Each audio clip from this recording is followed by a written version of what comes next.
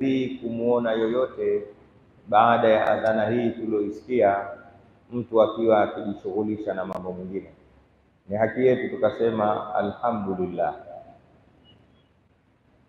Vile vile hatuna budi kumswalia kipenzi chake na kipenzi chetu mtume wake wa mwisho bwana wetu Muhammad sallallahu alayhi wasallam, bwana ambaye usiku na mchana alifanya kila linalowezekana kuhakikisha sisi tunafikiwa na ujumbe alioletewa kutoka kwa Mwenyezi Mungu Subhanahu wa Ta'ala. Ameifanya kazi hiyo vizuri na akajihakikisha, akafikia pahala kusema karibu na kifo chake, taraktukum ala almahajjati albayda, karibu naondoka, lakini sina shaka kutokana na namna nilivyowafundisha, nilivyowalea, basi taraktukum ala almahajjati albayda, na kuacheni katika mafundisho meupe, lailuha kanahariha, mafundisho ambayo hayana tofauti, si usiku wala si mchana, yanabaki na weupe wake na wepesi wake. La yazighu anha illa halik, mwenye kuangamia ni yule atakayeacha mafundisho haya. Tunakuomba Mwenyezi Mungu Subhanahu wa Ta'ala atujalie sisi ni wenye kuokoka kwa kukamata mafundisho tuliyopokea kutoka kwa kipenzi chetu mtume wako Muhammadin sallallahu alaihi wasallam. Ndugu zangu, kabla ya maudhui mafupi sana ya leo, mengi tumeongea pamoja katika mwezi wa Ramadhani, tumekumbushana, tumepeana mawaidha, tukapeana nyasia tofauti, tukaelekezana. Kwa hiyo leo hatutakuwa na maneno mengi, ni kusisitiza tu yale. Lakini kabla ya hapo niwahusie kama ninavyojihusia mimi kumcha Allah Subhanahu wa Ta'ala. Ndugu zangu, Allah tumcheni Allah, tujitahidini sana katika kumcha Mungu, ndio lengo. Watazawadu fa inna khaira zadi at-taqwa. Mungu anasema chukueni masurufu ya kuja nayo kwangu, lakini bora ya masurufu ya kufika nayo kwangu hakuna zaidi ya kumcha Allah Subhanahu wa Ta'ala. Nakuhusieni na najihusia mimi kumcheni Mwenyezi Mungu Subhanahu wa Ta'ala. Ndugu zanguni, tunamshukuru Mwenyezi Mungu. Hii ni Ijumaa ya mwanzo ya mwezi wa Shawwal, kama tunavyouita Kiswahili mwezi wa mfungo mosi. Mwezi wa mfungo mosi ni mwezi wa 10 kwa kalenda ya Kiislamu, ni mwezi wa 10, lakini Kiswahili wengi tunaona ni mwezi wa kwanza. La, huu ni mwezi wa 10. Shawwal ni mwezi wa 10, Ramadhani ni mwezi wa 9. Kwa hiyo tuchukue hiyo Kiswahili ili tupate kuelewana, tufanye ndio tunaanza mwaka baada ya kumaliza Ramadhani, japokuwa mwaka unaanza mfungo 4, sababu Kiislamu mwaka unaishia mfungo 3. Ibada ya mwisho kabisa katika nguzo 5 za Uislamu ni ya hija, inayokuja mfungo 3, ndio inayomaliza kalenda ya mwaka Kiislamu. Ijue hili mfungo 3 Kiswahili, lakini ni mwezi wa 12 ya Kiislamu. Kwa hiyo wengi tunajua ndio tunaanza mwaka. Hii tunaipenda kwa sababu ni urfi tu. Unajua Uislamu ni dini sana mambo madogo, japokuwa hivi sasa sisi yale madogo ndio tunayapa nafasi na tukaacha kuyashughulikia yale makubwa, na mara nyingi tunajikuta tunagombania vitu vidogo, sio sawa sana. Hata leo ala sabili misali, mtu kaniuliza hivi, mtu akikwambia Eid Mubaraka unatakiwa ujibu vipi? Minal faizina, au ukiniona kimya sina, au vipi? Nikamwambia vitu vidogo Uislamu haushughuliki na hivyo, jibu unavyotaka wewe mwenyewe, ili mradi tu innamal a'malu binniyat. Hakuna aya wala hadithi inayoelekeza tuambiane nini baada ya Eid. isipokuwa aya na hadithi zilizomo katika Idi, tuswali, tutoe zakatul fitri na tuendelee kuwa wacha Mungu. Haya maneno tujipangie sisi mwenyewe. Mtu akwambia Idi ni baraka, tafuta jibu lolote mpe, inatosha. Eid mubaraka, takabbal Allahu minna wa minkum, inatosha. Eid mubaraka minal faizina, inatosha. Msitupoteze, tuna mambo makubwa yako mbele yetu, tunataka tuyashughulikie hayo. Hivi vitu vidogo vidogo Uislamu unavimezea na kuvipotezea. Sasa isiyo imeondoka mjadala hapa ukawa mkubwa, ninavyosema mimi kwamba hii mfungo mosi ni mwezi wa 10, wewe unajua ni mwezi wa kwanza, tukawa tuna mjadala. Mimi nachukua hiyo yako wewe basi ya mwezi wa kwanza ili niyaseme haya. Tumemaliza Ramadhani tukufu, na alhamdulillah kama anavyotuambia Mtume Muhammad sallallahu alayhi wasallam, man sama ramadhana imanan wa ihtisaban ghufira lahu ma taqaddama min dhanbi. Mtu aliyobahatika akafunga Ramadhani kwa kuamini kwamba ni amri ya Allah subhanahu wa ta'ala na ni wajibu wake, wahtisaban, na kukutaraji malipo kutoka kwa Mola kwa saumu yake. Mambo mangapi? Mawili. Umeingia katika Ramadhani kwa kuamini kwamba Mungu amekutaka ufunge. Cha pili, umeingia katika Ramadhani kwa kuamini nikifunga nitalipwa. Mtume Muhammad sallallahu alaihi wasallam anasema mtu huyo alioingia kwa hayo mawili katika Ramadhani, jazaa yake, yani ujira wake, ghufira lahu ma taqaddama min dhanbi, yote aliyofanya katika madhambi yake huko nyuma Mungu anamfutia. Mwenyezi Mungu tujalie na sisi katika hapa kwa Ramadhani ya mwaka huu tufutiwe madhambi yetu. Na Mwenyezi Mungu sio muongo, Mtume Muhammad hana sababu ya kuwa muongo. Huo ndio ukweli. Nataraji sote tuko hapa, hiyo jana na leo bado tuko watoto wachanga, kayauma waladatina ummuna, kama siku alituzaa mama yetu. Maneno yangu katika hotuba ya kwanza, shikilia hapo,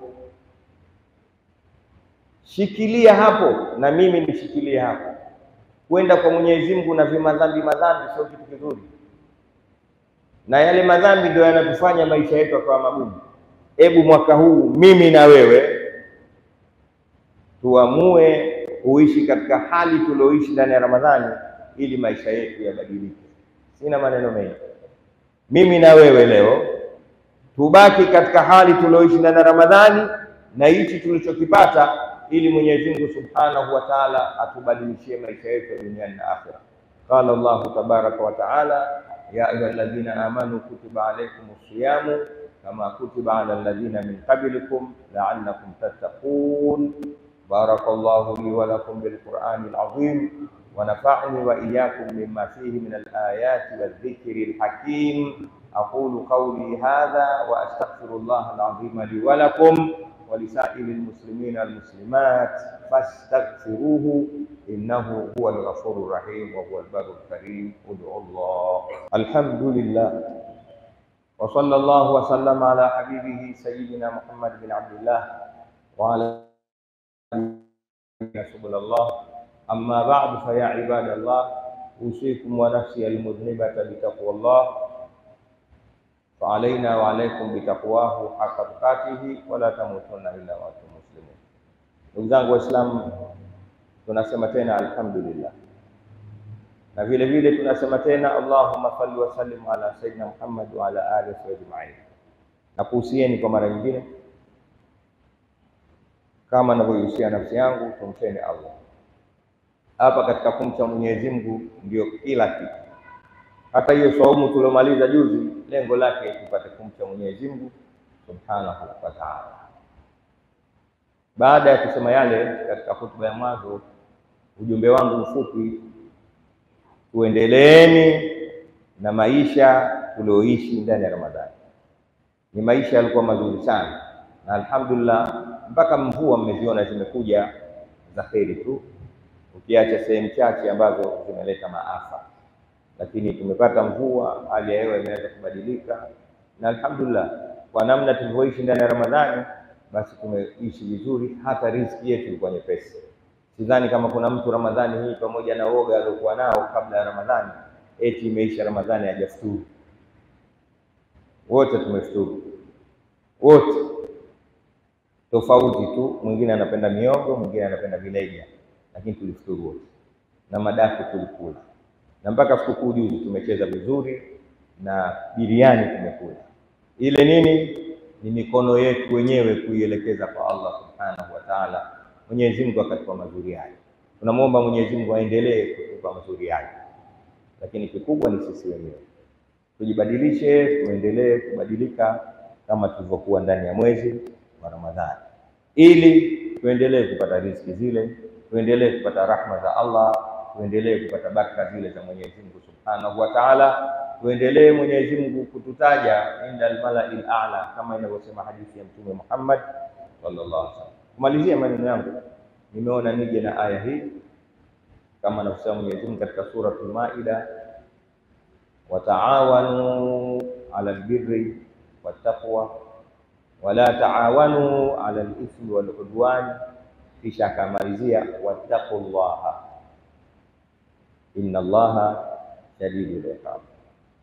Miongoni mwa aya ambazo tunatakiwa tuzirudie kila wakati kama marafiki, kama ndugu, kama familia, kama Waislamu kwa umoja wetu, kila tukikaa tuisome hiyo, wa ta'awanu 'alal birri wattaqwa wa la ta'awanu 'alal ithmi wal 'udwan wattaqullaha innallaha shadidul iqab. Suratul Maida aya ya 2. Kabla sijaisoma hii na tafsiri yake, niwakumbushe hadithi moja ya Mtume Muhammad sallallahu alaihi wasallam iliyotoka kwa Abu Huraira, lakini mtu alioinukuu ikafikia kwetu ni Imam Muslim. Hadithi sahihi. Mtume Muhammad sallallahu alaihi wasallam alikuwa na desturi kama mwalimu kuwafuatilia wanafunzi wake, kama mwalimu. Lakini kama mzazi, Mtume sallallahu alaihi wasallam alikuwa na ada ya kupekua watoto wake na familia yake, na sisi tuwe hivyo. Siku moja aliamka akaacha masaa yapite mpaka ilipofika baada ya dhuhuri, akaingia katika kikundi cha masahaba zake radhiallahu anhu waliokuwa wakikaa wakijadiliana mambo ya kawaida. Masahaba walikuwa na desturi hiyo, na wakiitana, ta'alu natafakkar sa'atan, njooni tukae tupitishe fikra japo kitambo kidogo. Masahaba walikuwa na desturi, hawakuwa kama sisi, kila mtu akiamka asubuhi na 50 zake, huyu na 60 zake, huyu na 70 zake. Na hata tukikutana msikitini hatujadili chochote. Ukiona watu wanajadili, basi kakamatwa mwizi, kaiba viatu, au wanafanya mpango wa imamu vipi afukuzwe. Lakini wenzetu masahaba radhiallahu ta'ala anhum wa ardhau walikuwa wakiitana kwa ajili ya mambo ya msingi, mambo muhimu, mambo yanayowahusu wao kisiasa, kijamii, hata kiuchumi. Basi Mwenyezi Mungu tunakuomba utupitishe katika fikra hizo. Wakati wapo katika majadiliano haya, Mtume Muhammad sallallahu alaihi wasallam akaja katikati yao. Maneno yasikilize ili tusome ile wa ta'awanu 'alal birri wattaqwa wa la ta'awanu 'alal ithmi wal 'udwan. Akauliza, man asbaha minkum al-yawma sa'iman ya sahabati, hivi nani miongoni mwenu leo ameamka na saumu? Saa 7 hii. Man asbaha minkum al-yawma, nani kafunga leo? Wote walikuwa kimya ila sayyiduna Abu Bakar radhiyallahu anhu, faqala ana ya Rasulullah inni asbahtu sa'iman, mimi nimeamka nimefunga leo. Mtume sallallahu alaihi wasallam akawatazama masahaba wengine, hakuna alionyesha kidole, akameza mate, kisha akauliza, man atba'a minkum al-yawma janazatan.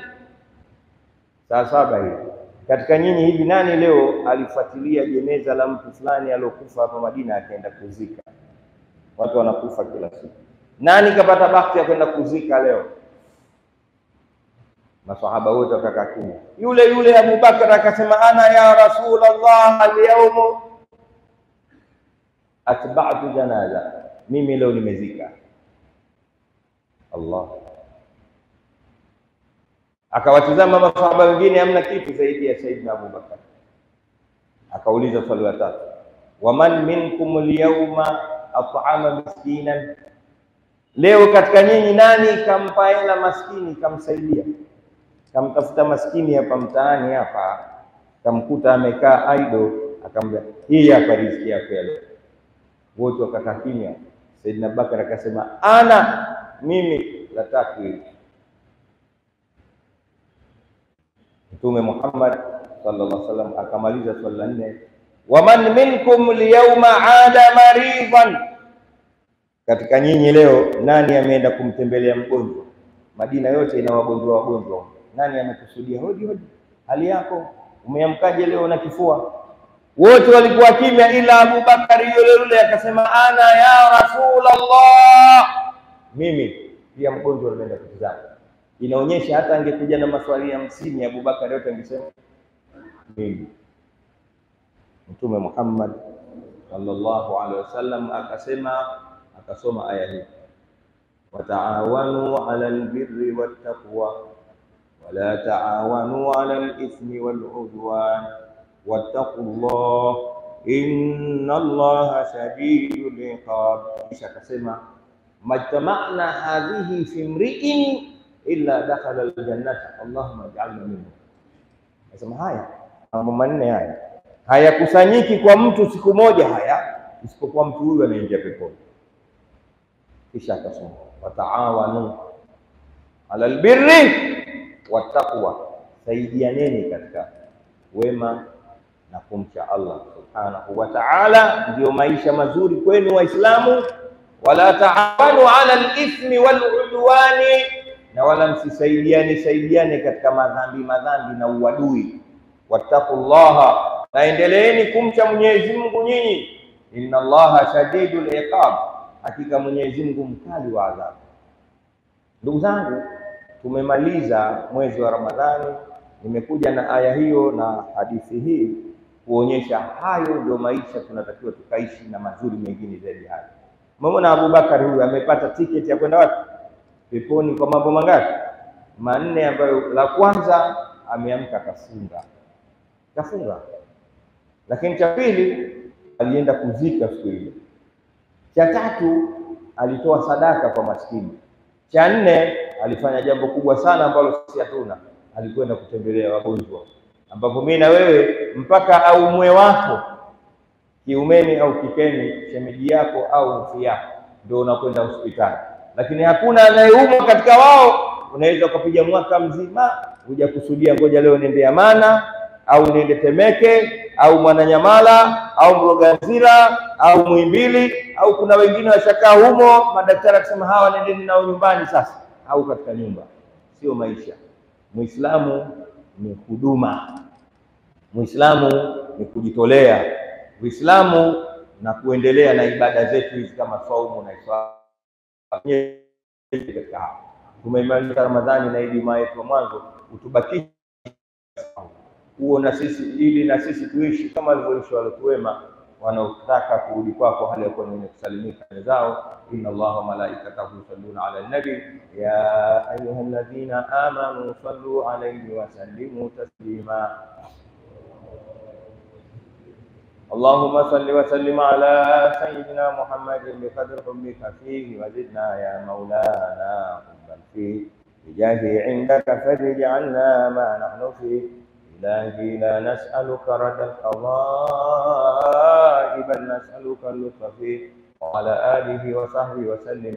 وارض اللهم عن جميع صحابة رسولك محمد صلى الله عليه وسلم بتحقيق، منهم سيدنا أبي بكر الصديق وسيدنا عمر الفاروق وسيدنا عثمان بن عفان وسيدنا علي بن أبي طالب وجميع المؤمنين والمؤمنات والمسلمين والمسلمات الأحياء منهم والأموات إنك غفور حليم جواد كريم رؤوف رحيم. اللهم أعز الإسلام والمسلمين وأذل الشرك والمشركين ونكس أعداءك أعداء الدين واختم لنا بخير منك يا أرحم الراحمين.